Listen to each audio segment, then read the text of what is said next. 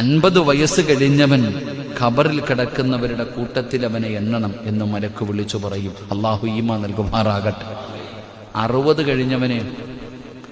60 വയസ്സ് കഴിഞ്ഞവനോട് മലക്ക് പറയുകയാ, നിന്റെ ഖബറ് ജീവിതവും കഴിഞ്ഞു, പരലോകത്ത് നിൽക്കുക വിചാരണയ്ക്ക്. അള്ളാഹുവിന്റെ മുന്നിൽ വിചാരണയ്ക്ക് വേണ്ടി മഹ്ശറയിൽ നിൽക്കുക, അള്ളാടെ കോടെ നിൽക്കുക. അപ്പൊ ഖബറിലെ ജീവിതം എത്ര കൊല്ലവാ? അള്ളാഹു ആയാലും ഇപ്പൊ തന്നെ എത്രയോ കൊല്ലം കൊണ്ട് കിടക്കുന്നുണ്ട് എത്രയോ പേര്. ഇനി എത്ര കൊല്ലം കിടക്കണം? അള്ളാഹു ആയാലും. അള്ളാഹു ഖബർ ജീവിതം നന്നാക്കി തരുമാറാകട്ടെ. അള്ളാഹു നന്നാക്കി തരുമാറാകട്ടെ.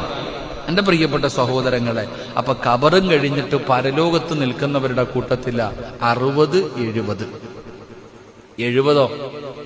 70 കഴിഞ്ഞാ പിന്നെ കോടതി തള്ളി വാദ വെച്ച് എന്താ പറയാ? അപ്പൊ കോടതി തള്ളുന്നതിന് എന്താ പറയാ?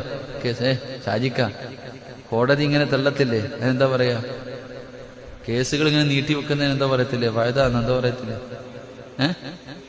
അങ്ങനെ നീട്ടി വെക്ക.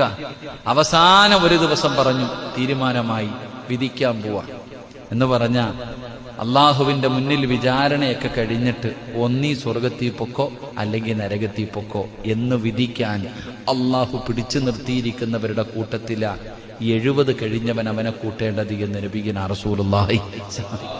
അള്ളാഹു നമ്മളെ കാക്കുമാറാകട്ടെ. Download ShareChat.